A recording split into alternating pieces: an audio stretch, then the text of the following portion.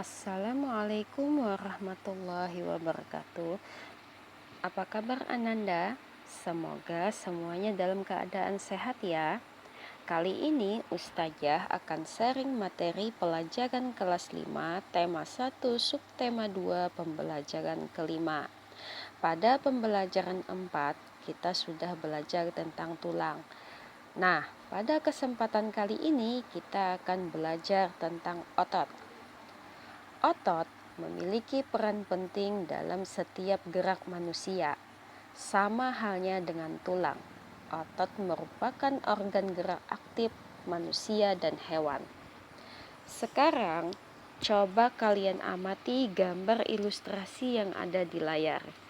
Gambar ilustrasi tersebut menunjukkan Pak Bejo, meskipun sudah tua, beliau masih kuat mencangkul. Itu karena tulang dan otot-otot tangannya masih kuat untuk mengayun cangkul yang berat. Kakinya pun masih kukuh berdiri dan berjalan di lumpur yang pekat. Jadi, tulang dan otot memiliki peran yang sangat penting dalam setiap gerak manusia. Tahukah kamu apa itu otot? Otot adalah jaringan yang ada di dalam tubuh manusia, berupa alat gerak aktif yang menggerakkan tulang sehingga menyebabkan suatu organisme atau individu dapat bergerak. Otot bekerja dengan cara berkontraksi dan berelaksasi.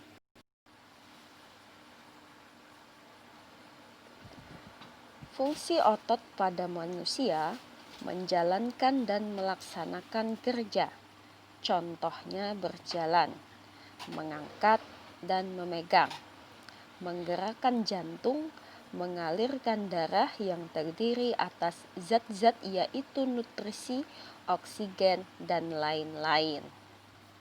Sekarang perhatikan gambar ini. Otot terdiri atas 3 macam. Yang pertama, otot polos. Yang kedua, otot lurik atau juga bisa disebut dengan otot rangka. Yang ketiga, otot jantung. Yang pertama, kita akan mempelajari masalah otot polos. Otot polos adalah otot yang bekerja tanpa kesadaran kita yang dipengaruhi oleh sistem saraf tak sadar atau saraf otonom. Otot polos dibentuk oleh sel-sel yang berbentuk gelendong di mana kedua ujungnya runcing dan mempunyai satu inti sel. Ciri-cirinya, ini adalah ciri-ciri otot polos. Yang pertama, waktu kontraksi antara 3 sampai 180 detik. Yang kedua, bentuk dari otot polos adalah gelendong. Yang ketiga, terletak pada organ dalam. 4, memiliki satu inti sel yang berada di tengah. 5, pergerakannya dari otot polos lambat dan mudah lelah. Selanjutnya, dipengaruhi oleh saraf otonom. Otot polos biasanya berada pada bagian usus, saluran peredaran darah, dan otot di saluran kemih. Tidak diperintah oleh otak atau tidak dipengaruhi oleh otak. Selanjutnya, kita akan belajar tentang otot lurik. Otot lurik ini bisa juga disebut dengan otot rangka. Otot lurik adalah otot yang menempel pada rangka tubuh manusia yang biasanya digunakan dalam pergerakan. Otot lurik adalah otot yang bekerja di bawah kesadaran. Otot lurik juga dinamakan otot rangka. Mengapa? Karena menempel pada rangka. Dinamakan otot lurik karena adanya sisi gelap dan terang yang selang-seling. Berikut ini adalah ciri-ciri otot lurik. Yang pertama, berbentuk silindris dengan garis gelap terang. Yang kedua, melekat pada rangka. Yang ketiga, bekerja secara sadar dengan perintah otak. Yang keempat, cepat dan mudah lelah. Yang kelima, bentuk yang panjang dan memiliki banyak inti sel. Keenam, mempunyai pigmen mioglobin. Yang ketujuh, inti sel yang berada di tepi. Selanjutnya perhatikan gambar ini. Ini adalah otot jantung. Otot jantung adalah otot yang bekerja secara terus-menerus tanpa istirahat atau berhenti. Otot jantung merupakan perpaduan antara otot lurik dan otot polos. Karena adanya persamaan yang ada pada otot jantung. Misalnya, memiliki sisi gelap terang dan inti sel yang berada di tengah. Otot jantung berfungsi dalam memompa darah ke seluruh tubuh. Otot jantung bekerja di bawah kesadaran manusia. Saraf yang mempengaruhi otot jantung adalah saraf simpatik dan parasimpatik. Berikut ini adalah ciri-ciri otot jantung. Yang pertama, otot jantung berbentuk silindris. Yang kedua, memiliki percabangan.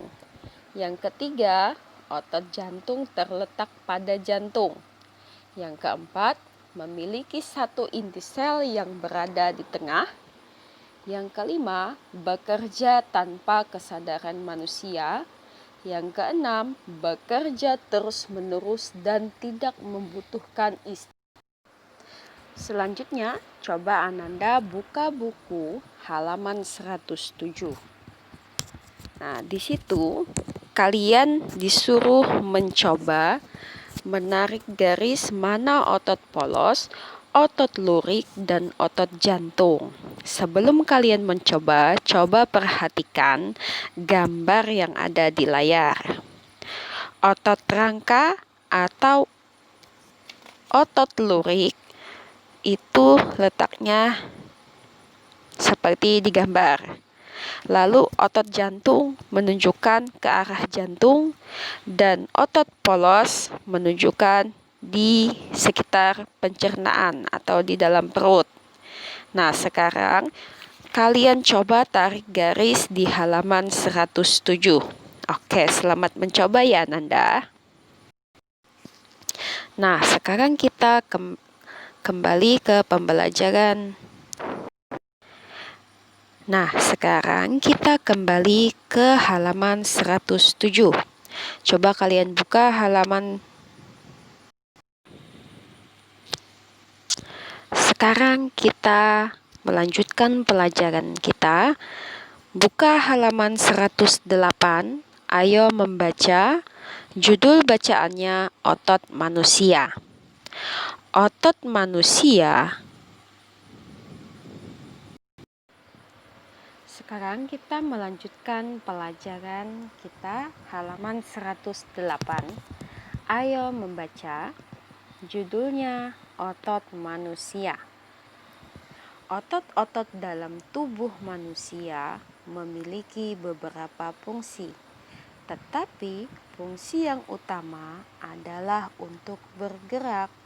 Ada fungsi-fungsi yang lain antara lain untuk mendukung tubuh, menjaga postur tubuh, dan menjaga suhu tubuh. Semua fungsi otot tersebut dapat dilakukan apabila otot dalam keadaan sehat, tanpa terjadi gangguan atau kelainan. Oke, sekarang Ananda buka bukunya halaman 108. Ayo membaca. Judul bacaannya Otot Manusia. Perhatikan paragraf pertama. Paragraf pertama berbunyi, otot-otot dalam tubuh manusia memiliki beberapa fungsi, tetapi fungsi yang utama adalah untuk bergerak. Adapun fungsi-fungsi yang lain antara lain untuk mendukung tubuh, menjaga postur tubuh, dan menjaga suhu tubuh. Semua fungsi otot tersebut dapat dilakukan apabila otot dalam keadaan sehat tanpa terjadi gangguan atau kelainan. Jadi, paragraf yang pertama, ide pokoknya ada di awal. Jawabannya, otot manusia.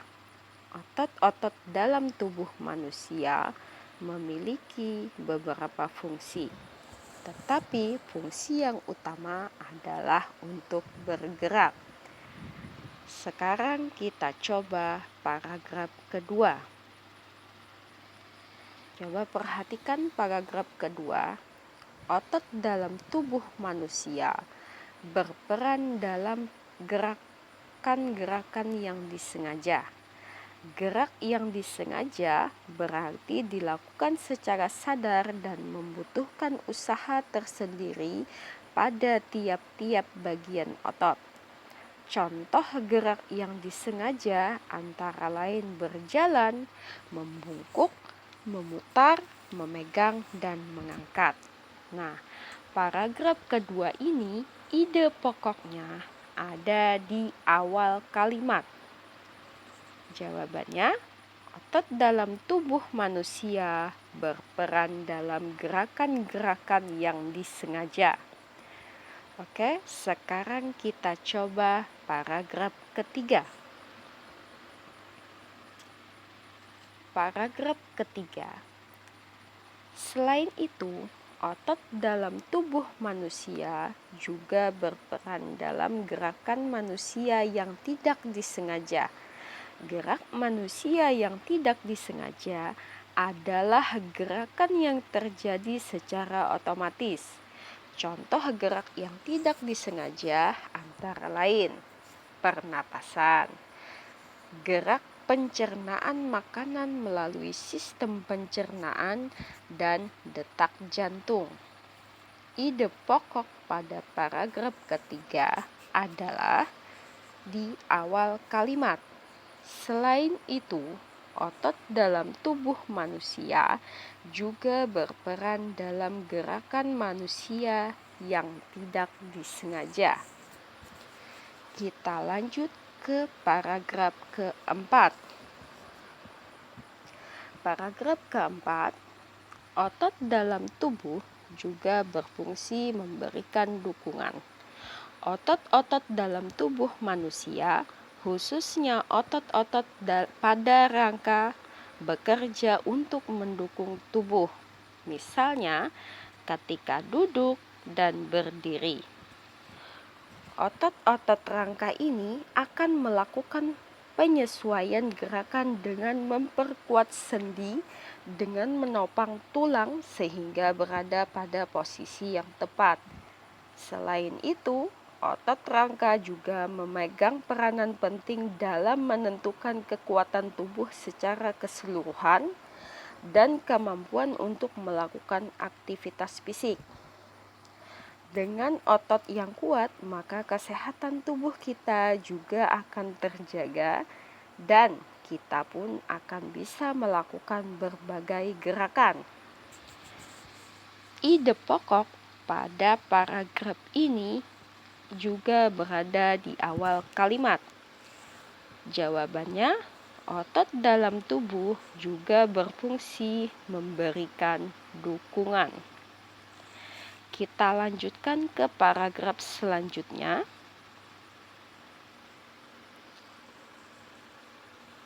Fungsi lain dari otot adalah untuk mempertahankan postur tubuh. Otot-otot rangka membantu manusia, misalnya untuk berdiri dan mempertahankan sikap tegak.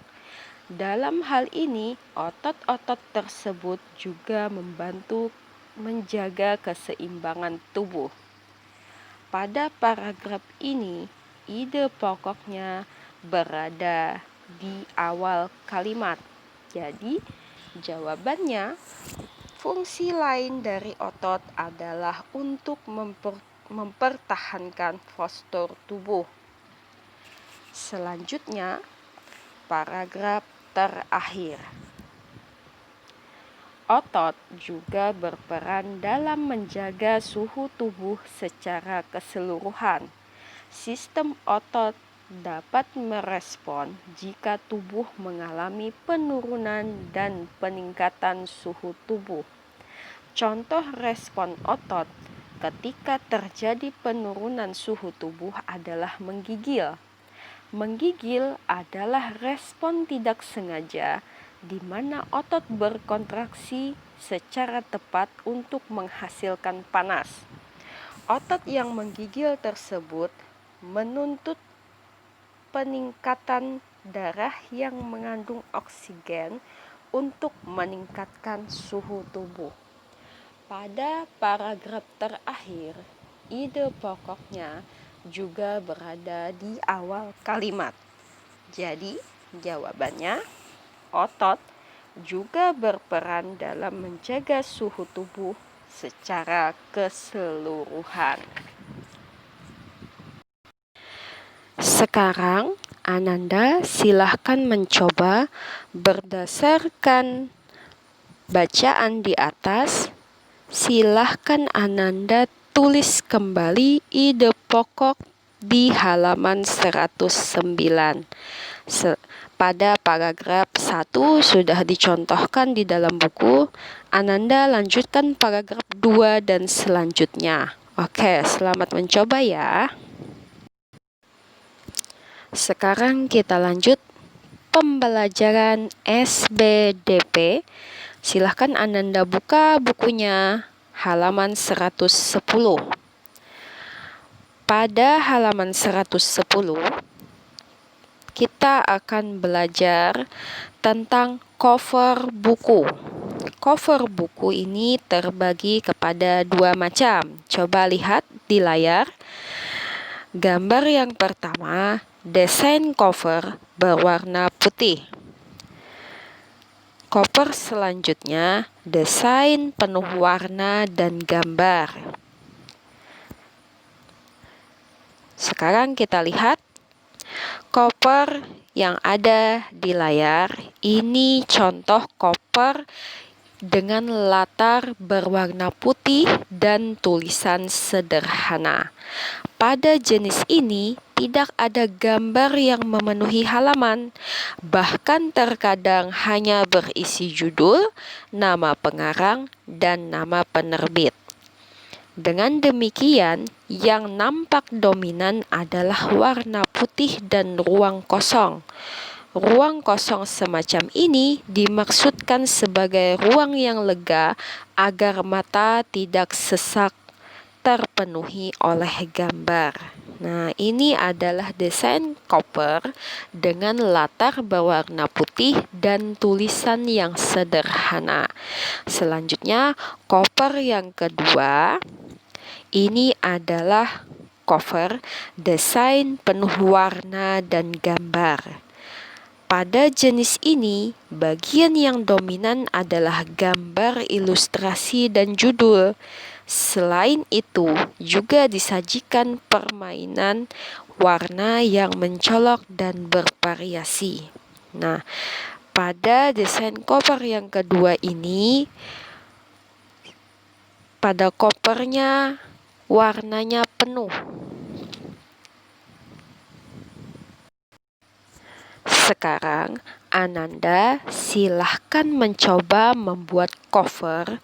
Terserah Ananda mau cover yang pertama ataupun cover yang kedua. Silahkan coba di halaman 111. Oke, mungkin sampai di sini saja pembelajaran kita pada kali ini. Semoga bermanfaat. Wassalamualaikum warahmatullahi wabarakatuh.